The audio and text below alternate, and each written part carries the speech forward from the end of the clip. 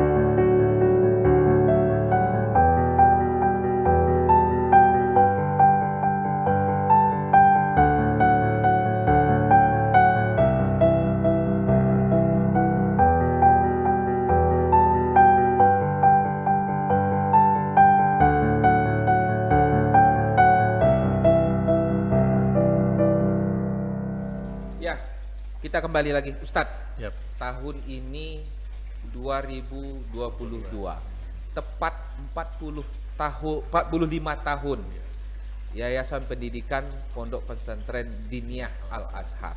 Nah, saya tidak bisa menyebut Diniyah Al-Azhar Muara Bungo karena sudah ada cabang-cabangnya sekarang, gitu kan. Nah, Ustadz, di 45 tahun perjalanan ini, apa yang tahun ini paling memaknai setelah kita pasca COVID-19, Ustaz? Oke. Bismillahirrahmanirrahim. Assalamualaikum warahmatullahi Waalaikumsalam wabarakatuh. warahmatullahi wabarakatuh. Pemirsa Swarna TV dan Dias Media, sahabat Dias sekalian. Alhamdulillah kita sekarang sedang bersama-sama tentunya menyapa sahabat Dias semua dan pemirsa Swarna TV. Tadi disampaikan bahwasannya memang makna terbesar bagi kami adalah Milad 45 ini merupakan bentuk syukur yang paling pertama. Karena walau bagaimanapun Dinia Al-Azhar berusia 45 tahun ini dan eksis sampai saat ini, dan kita lihat banyak lembaga-lembaga pendidikan yang mengalami pasang surut. Tapi alhamdulillah Dinia Al-Azhar alhamdulillah pelan namun pasti terus berkembang dan terus bisa memberikan manfaat yang besar. Itu tidak lain dan tidak bukan karena kita punya visi yang kuat.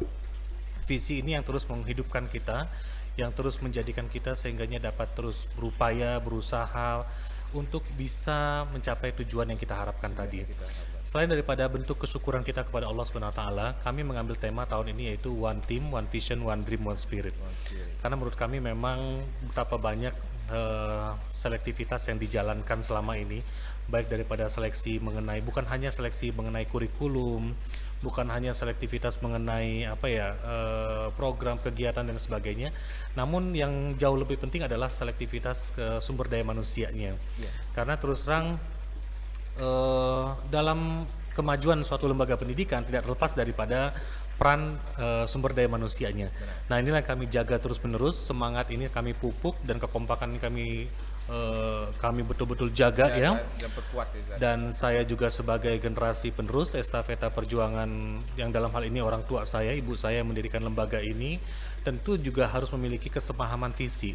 Bagaimana dulu waktu merintis dan sekarang ketika melanjutkan, jika tidak diimbangi dengan pemahaman visi ini, maka bisa jadi akan berbeda arah, akan lari daripada nilai-nilai idealismenya. Nah, idealisme ini yang terus kita jaga sampai hari ini. Mudah-mudahan Dinia Al-Azhar ini dapat terus berkembang dan terwujud sesuai dengan visi misinya. Ada rules yang terus saya tata, yang saya jaga supaya jangan sampai saya selaku penerus lari daripada rules yang sudah ditancapkan oleh para pendiri kita. Yang dalam hal ini tentu ibu saya mendirikan lembaga ini secara sosial. Ibu saya ingin bagaimana lembaga ini mampu menjawab kebutuhan masyarakat kita, masyarakat Kabupaten Bungo pada khususnya pada saat itu, yang ketika dilihat perbandingan dengan kota-kota lain yang pada saat itu memang jauh ketinggalan di Muara Bungo ini. Kita orang Muara Bungo ini hampir rata-rata yang kuliah ya banyak kalau nggak ke Jawa, ke Padang ya segala macam, dan jarang sekali memang yang bisa menimba ilmu di tempat kita sendiri. Apalagi sosok perempuan ya Ustaz. Betul, betul. Nah, kemudian atas dasar itulah makanya sampai hari ini Dinia Al-Azhar menjadi sekolah yang alhamdulillah dapat terus berkembang dengan mutu dan kualitas yang terbaik. Fasilitasnya juga kita tingkatkan terus. Tapi yang terus kita jaga adalah jangan sampai ini tidak memperhatikan masyarakat yang menengah ke bawah. Nah, kita terus kalau masyarakat menengah ke atas, pesan ibu saya itu udah nggak usah dipikirkan. Mereka sudah mampu dan bisa memikirkan diri mereka sendiri. Namun siapa yang memikirkan masyarakat menengah ke bawah yang cenderung untuk fasilitas pendidikan, tentu akhirnya mereka hanya mendapatkan sisi-sisi yang kita rasa kurang maksimal dalam memenuhi kebutuhan mereka. Padahal pendidikan terbaik itu adalah hak semua anak bangsa kita. Nah, itu yang kita harapkan. Nah, One Team, One Vision, One Dream, One Spirit ini kita menggalakkan ini juga sebagai doa dan harapan. Bukan berarti semua kita, mungkin keluarga besar Dinia Al-Azhar sudah satu tim, sudah satu visi, sudah satu mimpi dan satu semangat. Tapi dengan momen milad ini 45 ini, harapan kami tentunya ini betul-betul bisa menguatkan kami dalam perjalanannya keluarga besar Dinia Al-Azhar, bisa menguatkan tentang arti makna daripada one team, one vision, one dream, one spirit.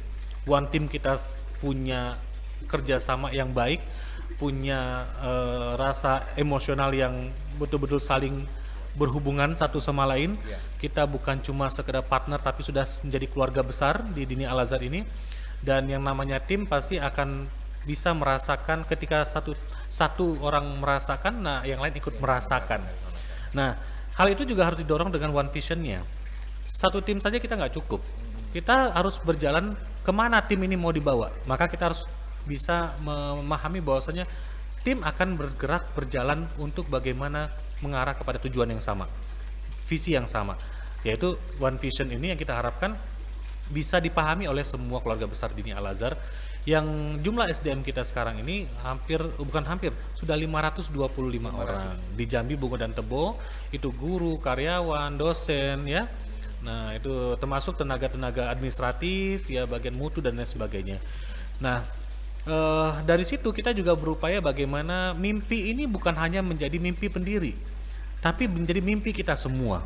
Apa mimpi kita semua? Bagaimana dari Dini Al-Azhar ini lahir generasi-generasi pemimpin muslim penerus masa depan. Kita haus akan pemimpin-pemimpin yang memiliki basic agama yang kuat. Pemimpin-pemimpin yang ketika dia mampu memimpin di masyarakat, tapi dia tidak lupa bahwasanya ada Allah yang akan nanti dimintai pertanggungjawaban atas kepemimpinannya.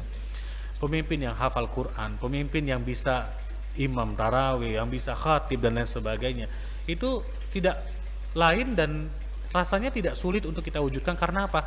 Negeri Jambi ini merupakan negeri kesultanan, kerajaan Islam yang dicita-citakan oleh pendahulu-pendahulu kita, bagaimana masyarakatnya menjadi masyarakat yang baldatun thayyibatun warabun ghafur. Nah, yang terakhir adalah bagaimana kita memiliki semangat yang sama, one spirit. Spirit ini merupakan sebuah bahan bakar yang tentunya bisa kita jadikan ini sebagai sesuatu yang menjadi alat untuk keberhasilan kita, yang menjadi penguat untuk bagaimana pencapaian visi kita, dan itu bisa dimanfaatkan oleh siapapun. Apakah itu kita ambil dari inspirasi tokoh-tokoh pendirinya, apakah itu mengenai keberhasilan di masa lalu kita jadikan sebagai batu loncatan untuk keberhasilan di masa yang akan datang. Lalu kemudian spirit kebersamaan, bahwasanya kita di sini tidak sendiri dan kita saling menguatkan. Ketika yang satu jatuh, maka yang lain ikut membantu mengulurkan tangannya untuk membantu bangkit kembali. Jadi dengan spirit kebersamaan ini, kita yakin bahwasanya 45 tahun Dini Al-Azhar akan bisa mewujudkan mimpinya untuk bagaimana menjadikan kampus ini menjadi kampus world class institution yang setara dengan kampus-kampus yang ada di luar negeri sana. Tidak ada bedanya anak-anak kita yang sekolah di Muara Bungo dengan sekolah di Singapura, dengan yang sekolah di Filipina, dengan yang sekolah di London. Mereka punya kualitas yang sama. Apalagi sekarang alhamdulillah kita sudah bekerja sama dengan Al-Azhar Mesir dan Cambridge University Press. Maka diharapkan kualitas pendidikan kita tidak kalah dengan negara-negara lain, bukan hanya kota-kota lain tapi negara-negara lain. Itu yang kita harapkan. Karena anak-anak kita punya privilege, punya keistimewaan. Mereka selain anak-anak yang rajin ibadahnya, baik akhlaknya, maka didukung dengan kualitas mutu pendidikan yang baik, insya Allah mereka akan jadi anak-anak yang akan menguasai dunia di masa yang akan datang. Seperti yang kita lihat, Islam pernah berjaya di masanya, di Utsmani, di Istanbul, betul. Pada saat itu Islam merupakan bangsa yang disegani, bukan bangsa maksudnya itu, negara-negara muslim merupakan bangsa yang disegani, bangsa yang maju, dan bangsa yang betul-betul modern. Modern itu kan artinya sesuatu yang lebih baik daripada yang sebelumnya. Kalau ada itu orang karena ilmu pengetahuan betul itu sekali, betul sekali. Dan karena ruh Islam itu adalah ruh semangat untuk melakukan sesuatu hanya mengharapkan ridha Allah Subhanahu wa taala.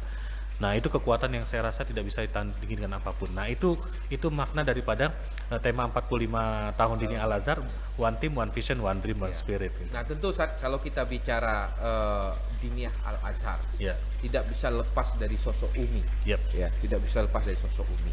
Nah, kalau saat ini melihat Diniyah yang sudah luar biasa seperti hari ini, kalau kita tarik mundur ke 45 tahun yang Ustadz ketahui dari sosok Umi, visinya apa beliau saat ingin mendirikan sebuah lembaga pendidikan yang saya pikir jangankan 45 tahun yang lalu gitu kan. Kalau kita bicara 10 tahun yang lalu saja di tempat kita berdiri saat ini masih hutan belantara, Ustaz. Gak ada orang yang mau ke sini, binatang buas masih banyak. Benar sekali. Betul. Nah, gimana itu, Ustaz? Ya, saya mengenal sosok Umi itu tentu dari sejak dini ya, karena saya memang dari kecil sudah dikenalkan dengan yang urusan dakwah seperti ini. Karena diharapkan mungkin dengan pendekatan secara persuasif seperti itu, harapannya mudah-mudahan ini dapat menjiwai ke seluruh generasi penerus atau mungkin anak-anak Umi ya. Umi ini seorang anak dari pensiunan polisi ya. Background beliau setelah pensiun itu adalah kakek saya merupakan, setelah pensiun polisi, beliau merupakan seorang pebisnis ya, pengusaha rumah makan di Muara Bungo ini. Nah, intinya ingin merubah nasib. Umi berangkat ke Dinya Putri Padang Panjang, ingin menyalurkan, ingin berubah, ingin waktu itu kalau yang saya dengar, ketika dulu sebelum Umi kan juga banyak yang dari Muara Bungo ini yang berangkat ke Dinya Putri sekolah. Ya. Mau kemana? Mau ke mau ke Mesir, tapi katanya kalau mau ke Mesir harus ke sekolah di sana dulu. Ke Padang Panjang dulu. Padang Panjang dulu. Nah, itu yang membuat semangat Umi. Nah, kemudian di sana beliau bertemu dengan sosok pendiri Dinya Putri Padang Panjang, Syekhoh Rahma El Nusia. Kalau yang kita kenal kalau di Padang dengan sebutan Inyi Rahma El Nusia, Ibunda Rahma El Nusia. Beliau seorang perempuan, mendirikan sekolah khusus putri, pesantren putri pertama di Indonesia tahun 1923 pada waktu itu, dan mendirikan sekolah menyesal namanya 1926. Jadi ada sekolah menyesal. Sekolah menyesal. Iya, itu jadi untuk ibu-ibu rumah tangga yang umurnya udah lewat tapi iya. belum sempat menimba ilmu. Nah, masih ada kesempatan gitu kan. Nah, kalau nggak salah sampai beliau kelas 3 DMP. DMP itu setingkat SMP ya. Nah, sore ibu saya itu masih membereskan kamar Ibu Rahma El Nusia, malamnya beliau meninggal, kalau nggak salah seperti itu, atau siang atau sorenya meninggal gitu ya. Pokoknya di hari yang itu tuh ibu saya masih sempat membereskan kamar beliau. Nah, itulah yang menjadikan sosok Umi itu terinspirasi dari seorang perempuan yang tangguh, yang luar biasa, yang punya visi dan cita-cita yang besar, yang tidak mau dihalangi oleh keterbatasan. Yang pada saat itu memang bangsa kita sangat membatasi perempuan. Benar. Sangat membatasi perempuan, yang pada akhirnya perempuan menjadi korban kekerasan rumah tangga. Ada perempuan umur 11 tahun yang mungkin dia belum bisa melayani suami, lalu kemudian bikin kopi kepanasan dan lain sebagainya, akhirnya salah dan digampar. Nah, jadi itu yang membuat apalagi akhirnya, untuk ke pendidikan, nah, perempuan itu sangat jangankan perempuan, sekali. zaman itu laki-laki aja mendapat pendidikan sangat sulit. Sangat sulit. Dapat sekolah sampai SD aja udah keren itu sampai ya kan. Nah, sepulangnya beliau dari pernah beliau pulang sekali ketika liburan, kalau nggak salah setelah 6 tahun atau berapa tahun itu di Dinya Putri, beliau pulang ketemu dengan Pak Husin Saad. Sambil kelakar Pak Husin Saad itu bilang, cepat selesai sekolahnya, nanti kita buka di Muara Bungo sekolah ya. Nah, itu yang diingat-ingat terus sama Umi itu, jadi motivasi. Nah, apalagi perjalanan panjang dari Padang Panjang ke Jambi, lalu kemudian ke Palembang, ke Lampung, sampai ke Jakarta dan ke Jawa, itu membuka pikiran bahwasanya ternyata Muara Bungo ini sangat ketinggalan jauh dibanding kota-kota lainnya. Nah, itu jadi motivasi juga bagi Umi, yang saya tahu seperti itu. Sehingganya motivasi itu ditumbuhkan lagi dengan persiapan yang sangat matang. Saya rasa nggak cukup sekolah 6 tahun, Umi menambah lagi di sana pendidikannya sampai sarjana muda dan menambah lagi pengalaman menjadi seorang guru. Sampai pada akhirnya betul-betul siap tahun 1975 beliau pulang ke Muara Bungo, ke daerah kelahirannya. Dan disitulah beliau bertekad ingin Muara Bungo ini harus bisa terangkat melalui pendidikan. Bagaimana cara memajukan suatu daerah? Yaitu tadi, tidak dipungkiri, majukan pendidikannya. Tingkatkan SDM. Tingkatkan SDM-nya, betul. Nah, lalu kemudian 75 sambil mencari peluang untuk membuka sekolah ya, beliau sempat mengajar di SMA 1. Ya, di SMA 1. Lalu kemudian pada tahun 77 dimulailah membuka tahun ajaran baru pertama dengan lokasi pada waktu itu dipinjamkan sebuah rumahnya angker, yang saya tahu waktu itu kata menurut cerita Umi dan cerita banyak tokoh-tokoh. Nah, murid pertama itu satu orang, gurunya 2. Lebih banyak guru ya. Jadi Laskar Pelangi kalah itu. Laskar Pelangi. Ini ada yang lebih lagi. Ada yang lebih lagi dari. Cuman nggak terangkat aja, nggak terekspos aja. Kalau tidak salah di Tanjung Gedang ya pertama, Ustaz. Betul, di Tanjung Gedang lokasinya. Itu rumah yang dipinjamkan tahun pertama dengan murid 1 guru 2, dan alhamdulillah pada tahun 80-nya itu melahirkan alumni pertama. Alumni pertama. Jadi kalau dilihat sekarang alumni kita udah berapa? Udah 42 angkatan. Sudah 42 angkatan. 42 angkatan. Artinya sudah puluhan ribu. Kalau dari TK, SD, SMP, MTS, Alia udah 10.000 lebih. Sudah 10.000. Udah 10.000 lebih. Udah Luar banyak biasa. keluarga besar ini Al Azhar ya. Ya. Alhamdulillah. Nah, kenapa Umi lebih memilih mendirikan sekolah atau pendidikan di Kabupaten Bungo? Nah, Kenapa tidak memilih daerah Daerah lain yang lain. mungkin supportnya bisa lebih nih Ustadz, Di kalau Padang, ibu kota provinsi misalnya di gitu kan, Palembang, ke gitu. Palembang gitu kan, akan lebih disambut baik oleh Masyarakat. stakeholder maupun masyarakat. Gimana Ustadz? iya, jadi Umi itu udah berapa kali tawarkan untuk mengelola lembaga pendidikan. Ada yang di Palembang waktu itu, ada juga yang di Sumatera Barat segala macam. Tapi itu tadilah karena saking cintai dengan daerah kelahiran, tanah kelahiran beliau. Beliau memang kalau dari garis keturunannya merupakan keturunan Minang ya, tapi udah lahir di Muara Bungo. Nah itu tadi saya bilang memiliki memiliki kecemburuan melihat kota-kota lain sudah maju, melihat daerah-daerah yang sudah berkembang. Tapi kok Muara Bungo ini kita masih seperti ini pada waktu itu kan. Nah maka itulah yang membuat Umi termotivasi pada akhirnya. Ketika didirikan tahun 1977 tadi di Tanjung Gedang dengan murid pertama guru 2 tadi, kakek saya menawarkan sebenarnya di tanah di Jestia. Cuman tanah tersebut tiap tahun langganan banjir. Oh iya. Umi nggak mau. Nah menghadap ke Pak Haji Hasan, alhamdulillah. Nah sampai hari ini, nah inilah yang kita lihat tanah ini 11,5 hektar itu merupakan jasa besar dari Bupati pada zamannya Bapak Haji Hasan, dan sekarang beliau masih hidup. Bupati Bungo Tebo waktu itu Ya, beliau Bungo ya. Tebo. Beliau ini pikirannya luar biasa maju. Ya. Jadi beliau kita mungkin masyarakat Bungo juga waktu itu yang mungkin hidup di masa itu, kenapa kok kantor bupati buka jauh-jauh? Iya, benar.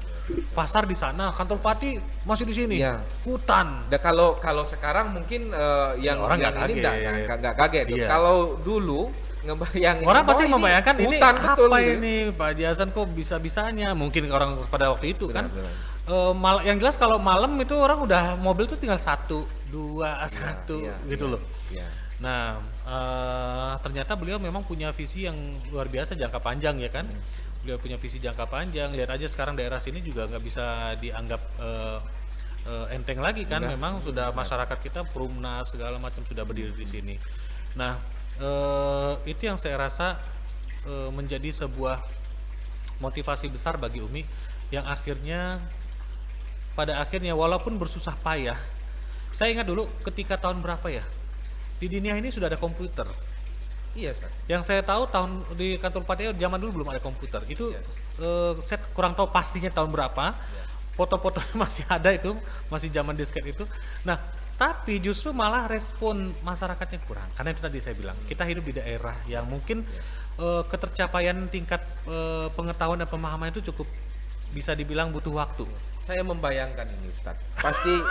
Pasti tidak hanya pikiran, Ya. tenaga yang dikeluarkan oleh Umi untuk Ya. membangun ini dari awal itu. Ya. Mental juga Ustaz. Oh, iya. Karena pasti akan banyak CMEH. Karena tidak semua inovasi itu yang pada akhirnya diapresiasi. Nah, Justru malah ada inovasi itu yang dianggap sebagai sesuatu yang, contoh komputer aja tadi saya bilang, ngapain anak-anak diajarin main komputer gitu loh. Iya. Untuk apa komputer itu anak-anak tuh gitu kan ya. TK aja tahun 95 itu udah pakai komputer. tekan 95 bayangkan udah pakai komputer. Gitu. Dan makanya Umi itu cukup visioner kalau saya bilang ya, karena memang pergaulan beliau juga sangat luas. Sampai pada akhirnya kita banyak menciptakan sesuatu yang sifatnya memang pertama di Provinsi Jambi. Bukan hanya tadi komputer, saya bilang banyak hal, tentu kayak yang lain-lain, kayak kita yang pertama kali mengadakan studi intensif berkaitan dengan pesantren kilat waktu itu pernah diadakan di Jambi dan sebagainya. Dan yang paling bisa kita nikmati sampai saat ini adalah sekolah Islam terpadu pertama di Jambi. Sekolah Islam terpadu. Sebagaimana kita tahu sekarang sekolah Islam terpadu berjamuran di mana-mana. Iya, benar. Bahkan 5 besar sekolah swasta itu memang dijamuri oleh sekolah Islam terpadu di Provinsi Jambi kan gitu kan. Nah, itu awal mulanya dari kita tahun 99 mendirikan sekolah Islam terpadu. Nah, pada zamannya sekolah tersebut dianggap aneh. Iya. Karena apa? Oh, zaman dulu jam 12 udah pulang kali ya anak-anak, lalu kemudian pulang, lalu ngaji lagi sore. Nah ini enggak, bagaimana menggabungkan umum dan agama dalam suatu sistem pendidikan. Nah, jadi sudah belajar umumnya tetap, kemudian belajar agamanya nggak ketinggalan, lalu kemudian juga dikombinasi dengan beberapa program-program lainnya.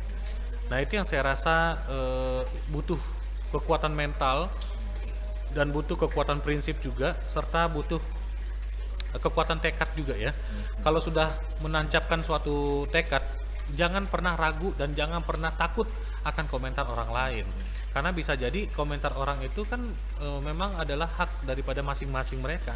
Mereka punya pikiran, mereka punya keterbatasan, mereka punya kelebihan dan kekurangan, maka wajar saja kalau mereka punya masing-masing punya pemikiran yang berbeda-beda. Sosok Umi sendiri mendidik anaknya gimana Kak? Umi ya karena gaya beliau dididik juga oleh kakek saya seorang polisi, ya nggak jauh. Nggak jauh. Jadi kami dididik memang ala militer. Militer. Artinya memang beliau punya ketegasan, Iya. itu dengan anak-anaknya sendiri. Nah ya, cuman karena beliau memang sosok ibu, Disiplin jadi pastinya. memang ada sisi-sisi yang memang keibuannya memang masih bisa kita nikmati, bisa ditonjolkan. Tapi yang jelas tamat SD kami udah dilempar semua. Kita dilempar semua. Makanya saya udah tamat SD udah gak kenal Muara Bungo lagi. Maksudnya itu sampai tahun 2009 baru saya pulang.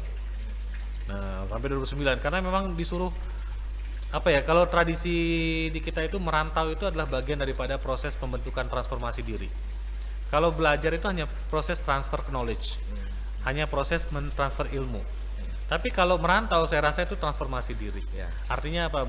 Belajar bertahan, belajar untuk bisa mandiri, belajar untuk bisa bersosialisasi, belajar untuk mengenal kultur dan budaya, belajar tentang sosiologi, mengenal banyak karakter orang dan lain sebagainya. Nah itu yang saya dapatkan. Makanya alhamdulillah di Al Azhar sampai hari ini rasanya kita menjadikan suatu kesyukuran adalah setiap negara, setiap kota tuh ada aja network kita. Jaringan kita tuh ada di setiap negara, di setiap daerah, alhamdulillah. Dan itu yang membuat Dini Al Azhar semakin membesar karena tidak lain karena hikmah silaturahim tadi. Saat Hikmah ini sudah ada di Kota Jambi dan Tebo. dan Tebo. Iya. Dan Kota Jambi tidak hanya pondok pesantren ya Ustaz ya? Betul. Sudah ada Di Jambi itu bisa kita pastikan adalah institusi pendidikan terbesar dengan unit pendidikan terlengkap di Provinsi Terlengkap. Jambi. Terlengkap kita. dari Mulai bayi bayi sampai perguruan tinggi. Iya. Iya, sampai perguruan tinggi ada alhamdulillah, dan ada di Kota Jambi sendiri ada 3 kampus. Di kampus Danau Sipin, di kampus Lanepura, sama satu lagi yang di kampus 3-nya di Pematang Sulur. Oh, Itu yang kampus yang terbaru yang baru kita jadikan sebagai kampus 3 namun belum diresmikan. saya hanya tahu di Sungai Kambang. Sungai Kambang, iya betul. Karena sudah 10 tahun juga meninggalkan Kota Jambi kan. Oh iya iya iya iya. dulu iya, iya, dulu tahunnya waktu di Jambi. Nah Ustaz, tadi kita bicara Umi. Jadi kan ini saya bicara sedikit tentang Ustaz ini. iya. Iya.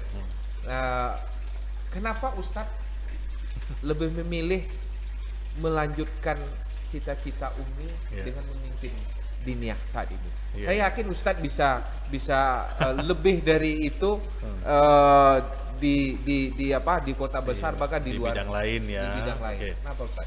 Jadi saya adalah termasuk yang paling anti, kalau ya bahasanya a priori kali ya, kalau diungkit-ungkit atau membahas soal meneruskan lembaga ini. Lagi pula pada zamannya ibu saya masih dalam kondisi yang saya rasa masih sehat, masih muda, masih segar, jadi memang beliau sangat mandiri dan sangat tidak bergantung kepada siapapun. Saya pikir seperti itu. Nah, ditambah lagi dengan saya dari kecil tidak membayangkan sama sekali memang bakal meneruskan, enggak ya, karena memang kami diajarkan untuk memiliki cita-cita masing-masing. Artinya mau jadi apa silakan, orang tua mendorong. Ya. Orang tua mendorong. Nah, yang di kader ini dulu abang saya. Nah, abang saya ini di kader dulu nih. Jadi dipersiapkan, dikirim ke Darun Najah ya. Kemudian betul-betul dikirim itu, disekolahkan itu bukan cuma didaftarkan, tapi dititip ke kiainya, ke pimpinannya. Ustadz, ini anak saya, kader pondok saya, tolong digembleng. Nah, gitu loh. Ibu saya tuh menitipkan abang saya itu. Nah, qadarullah tahun 2003 tamat dari pesantren, baru habis ujian 1 bulan 2 bulan mau berangkat ke Mesir. Qadarullah Allah ambil, Allah kembali ke pangkuan Allah. Nah, di situ saya mulai itu agak bermasalah, agak goncang tuh. Karena saya membayangkan jadi pimpinan pondok itu berat. Jadi pimpinan lembaga pendidikan itu berat. Karena yang saya lihat adalah bagaimana prosesnya. Gitu. Ibu saya itu dengan saya itu nggak ada seperti nggak ada batasan gitu loh, nggak ada hijab yang memang betul-betul bisa saya saksikan secara langsung, bisa saya rasakan dengan segenap hati dan perasaan. Saya bisa tahu gimana berat-beratnya merintis lembaga ini. Saya bisa tahu gimana rasanya difitnah. Kita berbuat baik itu kan nggak semua orang suka ya. Ada aja yang gini. Lalu saya waktu itu kan anak kecil kan logikanya belum tajam ya. Kenapa kok Umi baik niatnya bangun pondok kok orang malah gini-gini. Nah itu anak kecil kan kayak gitu pikirannya kan, belum matang secara pemikiran. Nah lalu pada akhirnya makanya saya bilang termasuk ketika di Mesir, sebenarnya saya belum selesai waktu itu di Mesir, tapi udah disuruh pulang. Ibu saya tuh nyuruh pulang gini bahasanya, Ananda Hafiz segera pulang, uang tiket sudah Umi kirim. Bahasa gitu. Cuman pengen melawan, pengen bangkang itu durhaka, takut durhaka ya kan. Dan pada akhirnya udahlah pulang gitu loh kan. Nah, pulang pun saya belum langsung tiba-tiba terjun gitu, bukan, belum langsung yang terjun kayak gitu, belum. Nah, sampai pada akhirnya titik baliknya adalah ketika saya mengalami kecelakaan di Brunei Darussalam waktu itu di Bandar Sri Begawan ya. Orang yang pernah mengalami kecelakaan pasti ngerti lah gimana rasanya dan tiba-tibanya sepersekian secondnya, bukan detik lagi, sepersekian secondnya itu dari yang biasa-biasa masih bisa ngobrol-ngobrol di mobil, nah tiba-tiba kebalik itu. Nah itu mobil kita itu kebalik 3 kali. Setiap balikan itu yang saya minta cuma satu, ya Allah kasih waktu saya ingin minta maaf sama ibu saya. Setiap balikan itu saya pikir bakal berhenti balikan pertama, rupanya balik lagi 2. Ya Allah, jangan ambil dulu, saya bilang gitu. Saya nggak tahu apakah saya bersuara apa enggak, tapi yang ada di benak saya waktu itu kayak gitu. Apakah tersuarakan apa enggak waktu itu teriakan itu? Memang seperti mimpi, tapi kita nggak sadar. Iya. Saat itu. Dan cepat kan, namanya kecelakaan kan cepat gitu. Tapi saya masih bisa berpikir di putaran pertama mobil, kemudian balikan kedua. Ternyata belum juga sampai balikan ketiga, dan di situ saya betul-betul minta sama Allah, ya Allah kasih hamba kesempatan pulang meminta maaf ke orang tua. Kalau mau ambil setelah itu ambil, saya bilang gitu. Alhamdulillah yang ketiga berhenti tapi panjang gini, gitu loh. Panjang kayak masih keseret kayak gitu. Ketika berhenti, mobil dalam keadaan kebalik nih. Jadi bannya di atas. Mecahkan kaca mobil tuh, ya Allah, ternyata di situ saya tahu luar biasa kerasnya ya kaca mobil tuh, nggak sama kayak kaca-kaca lemari ya.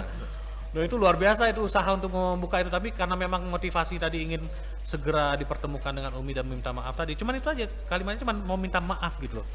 Karena saya tuh saking gitu loh, seorang remaja yang pada waktu itu pada zaman SMA dan kemudian setelah kuliah, saking nggak menerimanya keadaan, jadi kan cenderungnya akhirnya lari kepada hal-hal yang mungkin ya yang nggak pantas untuk dilakukan oleh remaja. Bahasa kasarnya mungkin bandel lah gitu loh ya, bahasanya gitu ya. Agak sedikit bandel lah. Nah, gitulah kira-kira. Sebenarnya karena itu tadi, karena ada defensifnya, penolakan terhadap hal-hal yang nggak siap gitu loh, menjadi seorang pimpinan pondok gitu.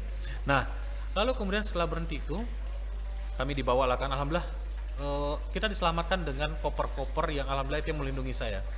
Jadi nggak terbenturnya itu alhamdulillah karena ada koper tadi. Nah gitu kan. Dan kami diizinkan bisa langsung pulang tuh, senang banget rasanya kan.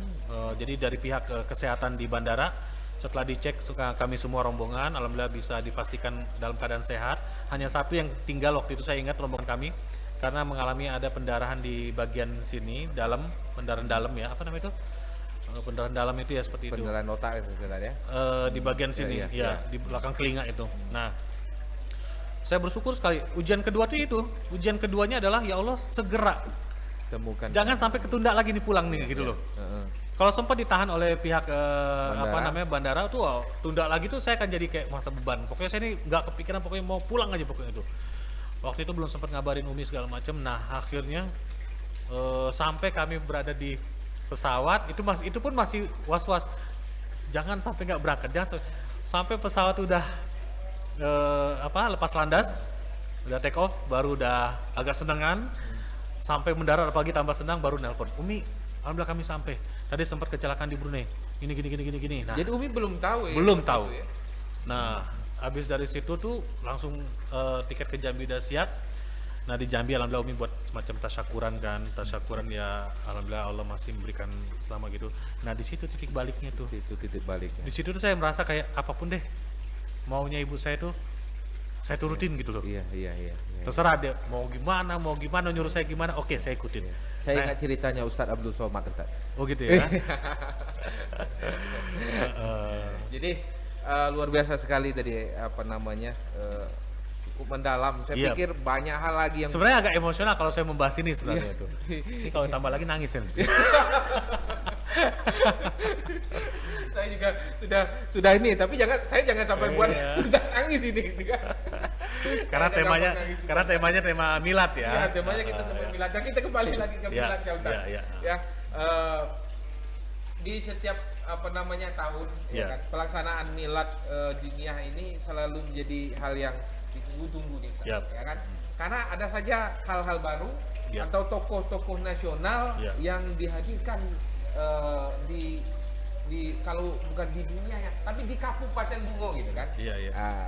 Karena kita sendiri tahu ya kalau dunia tidak hanya sekedar dunia pendidikan yang masih kita ingin terus tumbuh. Tokoh nasional yang didatangkan oleh Diniyah ke Bungo itu jadi kebanggaan juga bagi kita.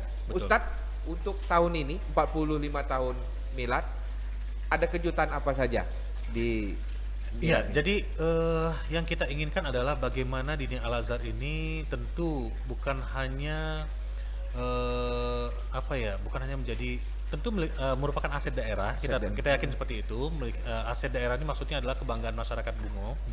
Tapi bukan berarti kita hanya dikenal di lokal saja. Yang kita harapkan tokoh-tokoh nasional juga turut memberikan tanggapan, apresiasi dan lain sebagainya atas apa yang dilakukan oleh Diniyah Al-Azhar ini. Karena walau bagaimanapun juga secara kerjasama, secara kegiatan dan kemudian prestasi nggak bisa dipungkiri hanya sebatas lokal.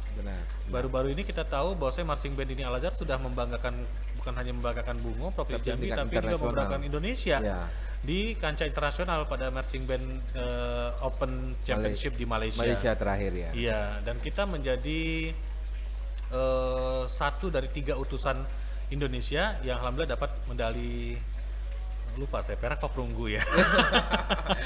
Nanti bisa dikonfirmasi. Luar biasa. Iya, alhamdulillah dapat medali kita di kancah internasional dan lagi-lagi itu kan mengharumkan nama Indonesia ya kan. Nah, beberapa anak kita juga kemarin baru-baru ini juga berhasil menjuarai ke speech contest di tingkat internasional juga. Dan kemudian beberapa program juga sudah dilaksanakan. Kayak contoh anak-anak kita kelas 3 Alia kan ada program praktek pengabdian masyarakat. Jadi mereka bukan hanya mengabdi ke masyarakat di Indonesia saja, tapi juga sampai ke Thailand, sampai ke Malaysia mereka mengabdi di sana. Apa tujuannya? Bagaimana mereka mampu merealisasikan ilmu mereka dan bisa mengaplikasikannya di tengah-tengah masyarakat. Karena ilmu tinggi-tinggi kalau nggak bisa diaplikasikan ya nggak akan bisa bermanfaat kan gitu kan, harapannya kayak gitu.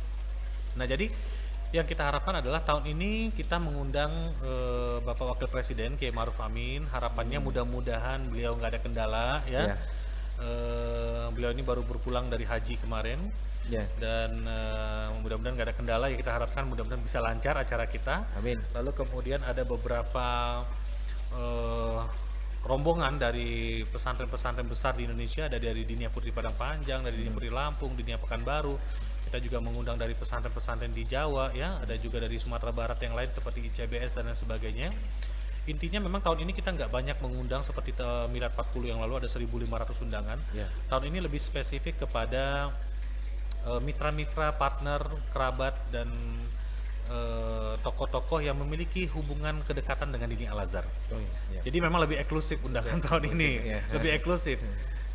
kita ingin bahwasanya milad ini merupakan ajang silaturahim dan juga ajang untuk saling mensupport, saling mendoakan, dan juga itu menjadi motivasi bagi keluarga besar Dini Al-Azhar agar dapat terus termotivasi untuk berjuang, untuk terus berupaya untuk menjadikan Dini Al-Azhar ini menjadi besar dengan memberikan manfaat yang besar bagi orang banyak. Nah, itu harapannya seperti itu. Jadi ya kita doakan saja, mudah-mudahan nggak ada halangan, Kiai Ma'ruf Amin bisa datang. Iya, saya juga berdoa mudah-mudahan Pak Wapres bisa datang ke Bungo. Amin, amin. Saya ingin foto sama beliau Pak Ustaz. Oh, tentunya Pak Gubernur juga kan, Oh, iya. Pak Gubernur juga, alhamdulillah beliau sudah terkonfirmasi kemarin, beliau hadir insya Allah. Dan yang kita harapkan juga di Bungo, pemimpin kita Bapak Bupati Bungo juga mudah-mudahan bisa hadir di acara kita kali ini. Dan itu yang saya rasa tokoh-tokoh undangan-undangan yang kita hadirkan pada tahun ini luar biasa banyak juga ya, karena 2 hotel yang kita booking ini kerjasama ini alhamdulillah Warna Bumi 2 dan Pelangi bisa mensupport kegiatan kita dengan baik.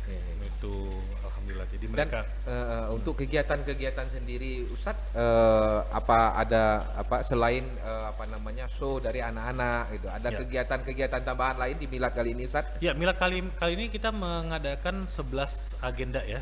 11 agenda. Ya. Yang pertama itu ada yang namanya Dias Competition. Jadi bagaimana kita memberikan wadah bagi pelajar-pelajar yang ada di Provinsi Jambi pada khususnya untuk mereka bisa berkompetisi, bisa menyalurkan bakat, bisa betul-betul menjadi apa ya, menjadikan diri mereka sebagai orang-orang yang memiliki daya kompetisi yang tinggi, daya juang yang tinggi, mengajarkan mereka nilai perjuangan, nilai berprestasi ya kan. Nah, ada beberapa cabang lomba yang diikuti oleh anak-anak kita dari mulai tingkat TK, SD, SMP, dan SMA. Lalu kemudian ada beberapa cabang lomba juga yang dilombakan. Kita berharap ini merupakan wadah positif bagi generasi penerus kita. Harapannya supaya lahir generasi-generasi yang jangan sampai rusak dan dirusaki oleh keadaan dan lingkungan yang sekarang sedang sangat kita khawatirkan, merajalela untuk yang bisa mempengaruhi secara negatif remaja-remaja kita. Nah, maka kita bentengi mereka dengan memberikan wadah seperti ini. Lalu kemudian kita bekerja sama juga dengan Ataya Garden ya, itu rekreasi 500 anak yatim dan duafa. 500 anak yatim dan duafa. Tanggal 2 insya Allah. Dan kami sangat berterima kasih sekali, dan sebenarnya memang luar biasa Dini Al-Azhar ini yang kita lihat berbagai macam kegiatan dan programnya itu sebenarnya tidak lain adalah ini adalah merupakan apa ya, suatu tekad yang kami miliki untuk bagaimana membesarkan Dini Al-Azhar ini melalui dengan apa namanya, pengembangan berbasis kemitraan. Itu tadi yang saya maksud. Jadi banyak lembaga-lembaga yang kami rasakan sangat mensupport kegiatan-kegiatan positif seperti ini. Saya rasa kalau kita walaupun berbeda dari nama institusi, dari lembaga manapun, kalau kita memang memiliki nilai yang sama akan bertemu di titik yang sama. Saya pikir seperti itu. Nah, kemudian di tanggal 4 itu kita ada seminar internasional, dan saya yakini ini merupakan seminar internasional terbesar di Provinsi Jambi tahun 2022. Karena kita insya Allah peserta yang sudah positif saja itu sudah jumlahnya 1.200. Pesertanya dari semua kalangan. Dari semua kalangan. Dan Ya. ini terbuka untuk umum Ustaz ya? Betul. Kenapa saya bilang ya udah pasti 1.200? Karena guru kita saja, guru karyawan kita udah 550. Wali murid kita sekarang jumlah murid ada 3.400. 3.400. Sepasang berarti udah 6.800. 6.800. Yang hadir 10%-nya saja berapa? Iya. Ya kan? Nah, karena seminar besok juga dikaitkan dengan pembukaan parenting tahun ajaran 2022-2023. Lalu kemudian belum lagi nih dihadiri oleh beberapa tenaga pendidik ya, seperti guru, kepala sekolah, dan dosen-dosen yang ada di Kabupaten Bungo, kabupaten tetangga juga seperti Bangko, Merangin, Sarolangun, dan Tebo, yaitu juga nanti bisa kita hadirkan. Jadi tidak salah rasanya kalau kami mengklaim bahwasanya ini merupakan seminar internasional terbesar di Provinsi Jambi tahun 2022. Kita menghadirkan beberapa narasumber, tentunya itu Wakil Menteri Pendidikan pada tahun 2012 ya, Bapak Profesor Fasli Jalal. Lalu kemudian ada juga pembicara dari University Malaysia. Lalu kemudian ada juga dari Rektor UIN dan Rektor Unjas, terkonfirmasi nanti, sedang dikonfirmasi ya. Nah, ini yang sedang kita galakkan, dan kita ingin di sini tema yang kita angkat adalah bagaimana pola pendidikan remaja. Nanti temanya ada lagi, cuman secara garis besar saya ingin mengangkat tema ini karena apa? Kita selama ini fokus kepada anak usia dini, anak-anak. Nah, remaja ini kadang-kadang nggak bisa dibilang anak-anak lagi. Iya, iya. Mereka ini dewasa nanggung, anak-anak juga nggak bisa disebut lagi. Nah, Dan di masa-masa yang apa ya, labil ya, Ustaz, transisi, ya, transisi. tadi. Nah, untuk itu makanya saya ingin tahun ini kita mengambil tema tersebut karena memang berapa banyak persoalan dan dinamika problematika remaja ini yang belum terpecahkan sampai saat ini. Kita lihat di Muara Bungo aja, lihat kan kasus-kasus narkoba kebanyakan memang remaja. Remaja. Nah, Kemudian apalagi kasus-kasus yang lain-lain, maaf kayak pencurian dan sebagainya, remaja. asusila, Asusila remaja. Yang balapan-balapan liar remaja. remaja. Iya. Nah, maka saya ingin mengambil tema ini, harapannya jangan sampai remaja ini dikesampingkan. Ayo kita peduli dengan remaja. Memang mereka bukan anak-anak, tapi ingat mereka juga bukan orang dewasa. Belum dewasa kalau menurut saya. Karena kalau mereka dewasa pasti udah jelas. Apalagi dewasa kan bukan soal umur kan, itu kan soal biologisnya kan ya kan. Nah, kemudian pada tanggal 4 kita akan mengadakan tablik akbar, zikir dan doa bersama. Nah ini, tanggal 5 kami akan mengadakan tablik akbar, zikir dan doa bersama, dihadiri oleh Syekh Ahmad Al-Misri sebagai pembicaranya, sebagai mubalignya. Lalu kemudian ada Habib Umar Al-Khirid dari Malang, pimpinan Majlis Al-Abror di Malang, itu yang akan memimpin zikir dan doanya nanti. Dan itu sebenarnya ini adalah acara inti kita, sebenarnya yang secara apa namanya itu kita yang secara habu minallah kita betul-betul mensyukuri. Mustahil 45 tahun ini Al-Azhar sampai hari ini bisa berkembang kecuali kalau bukan karena Allah yang Maha Besar gitu loh. Nah, di tanggal 5 ini juga kita barengi dengan pengobatan gratis. Ada rukyah massal, kemudian ada juga nanti hitanan massal, dan kemudian ada donor darah juga. Nah, ini yang kita harapkan, jiwa-jiwa sosial ini, kegiatan sosial ini harus diperbanyak di setiap kegiatan kita. Makanya setiap kegiatan Dini Al-Azhar itu nggak lepas dari kegiatan sosial. Itu yang kita harapkan. Nah, tanggal 6-nya kita mengadakan resepsi 45 tahun Dini Al-Azhar ini yang insya Allah diresmikan oleh Bapak Wakil Presiden tadi. Nah, kemudian siangnya ada reuni akbar 42 angkatan. 42 angkatan. Iya, 42 angkatan ini kebayang. Jadi anak alumni aja udah banyak juga yang di sini nih. Iya. Jadi bisa Emaknya hadir, anaknya hadir. Bahkan ada yang satu keluarga itu mama anaknya udah alumni dua-duanya gitu loh. Nah, itu alhamdulillah luar biasa seperti itu. Nah, kemudian malamnya nanti, nah ini yang kita harapkan bisa mampu memancing dan menginspirasi daya kreativitas siapapun yang hadir nantinya dan mengambil inspirasi di sini. Spektakuler Islamic Art Performance, ya. Nah, kemudian yang terakhir ada napak tilas, jalan santai, dan door prize, pembagian door prize. Nah, yang terakhir ini acaranya lebih ke internal sebenarnya, ya, lebih ke internal. Nah, jadi untuk resepsi milad sendiri itu nanti ada beberapa talent anak-anak kita yang sudah dipersiapkan selama kurang lebih 2 minggu, karena memang anak-anak baru masuk kemarin tanggal 14 Juli ya kalau nggak salah ya, 17 kalau ya, jadi langsung dipersiapkan. Kita menampilkan nanti ada Islamic Art Performance. Jadi menceritakan tentang sejarah masuknya Islam ke tanah Melayu Jambi nih. Jadi di situ anak-anak kita nanti akan menggambarkan bagaimana kejayaan Islam di masa Utsmani, ada beberapa tarian-tarian Turki, lalu kemudian masuknya melalui kerajaan Samudra Pasai, lalu kemudian dibentuklah kesultanan-kesultanan di Indonesia, ada Kesultanan Riau, Siak, Kesultanan Jambi, Kesultanan Palembang, ya kan?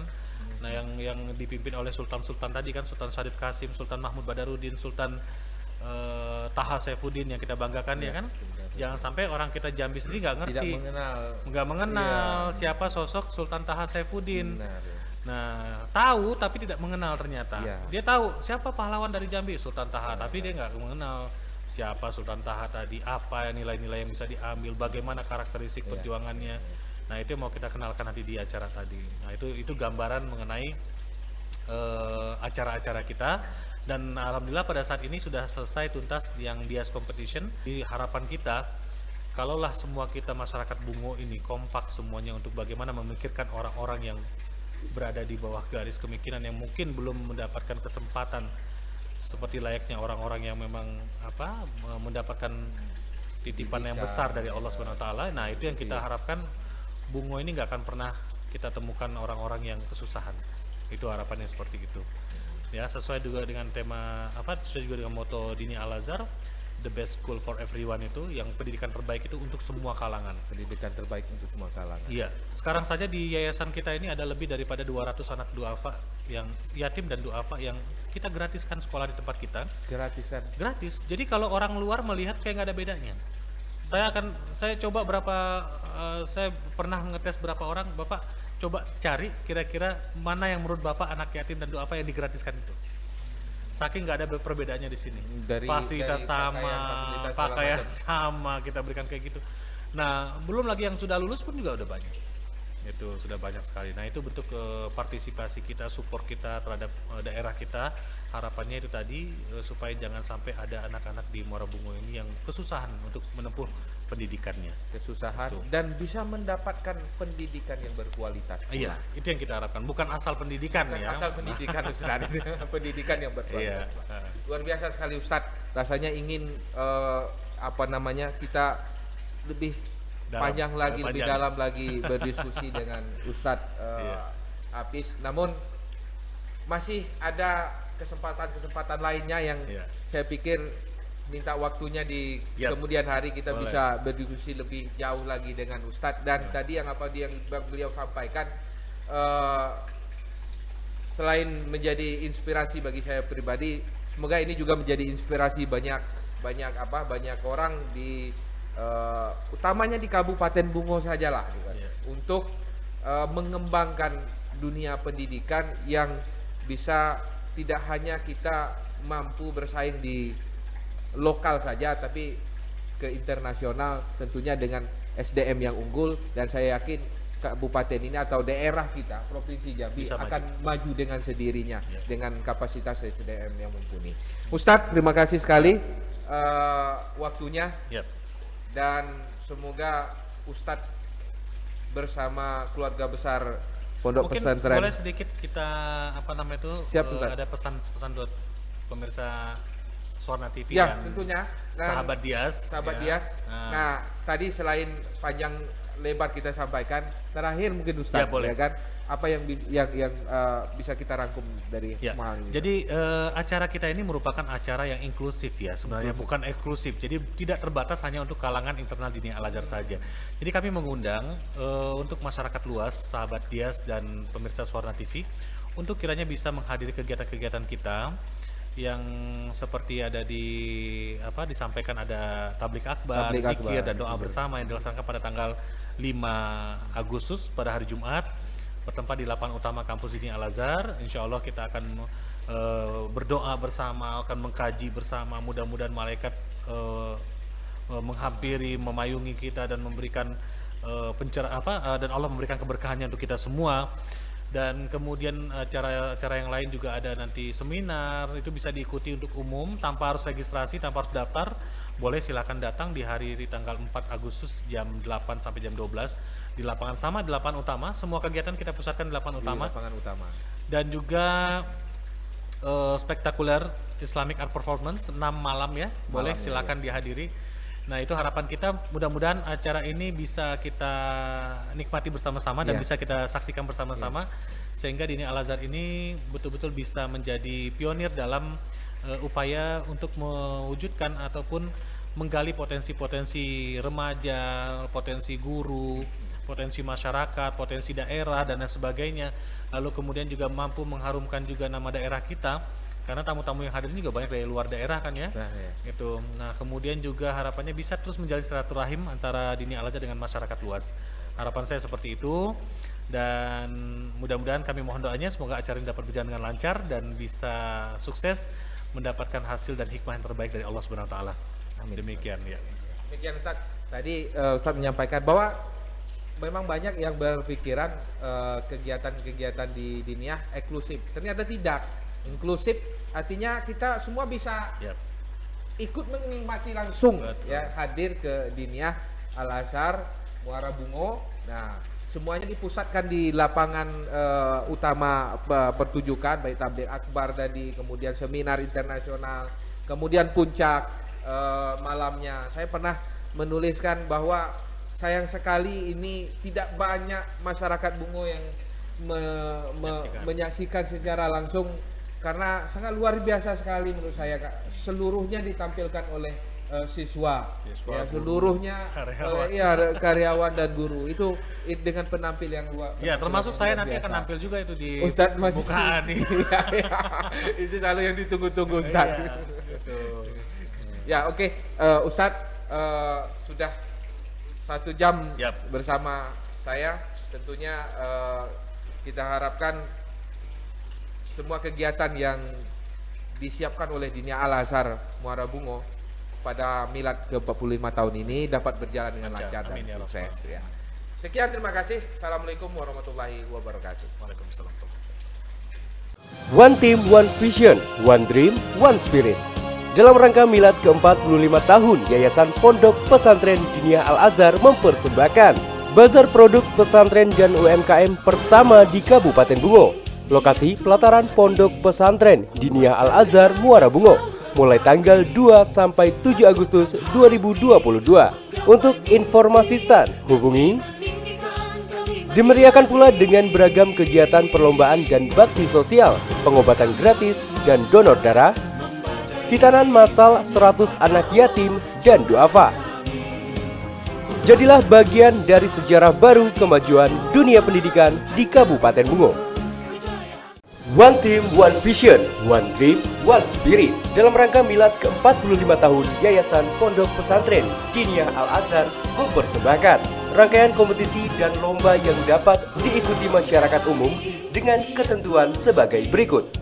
Lomba Pildacil tingkat TK, Futsal Competition tingkat SDIT, SMP, dan Guru. Lomba Fashion Show tingkat TK, Ranking 1 tingkat SMP atau MTS, Turnamen Voli Putri tingkat Guru, Cooking Competition tingkat Guru, Puisi Bahasa Inggris tingkat SMA dan MA, Puisi Bahasa Arab tingkat SMP dan MTS, Senam Kreasi tingkat SMA, MA, dan Guru, Pidato Bahasa Indonesia tingkat SD, Pidato Bahasa Arab tingkat SMA dan MA, Lomba Cerdas Cermat bidang IPA tingkat SD, Lomba Tahfiz tingkat TK, dan Lomba Mewarnai tingkat TK dan SD. Informasi kompetisi dan lomba silahkan hubungi panitia di nomor atau kunjungi media sosial Dinia Al-Azhar.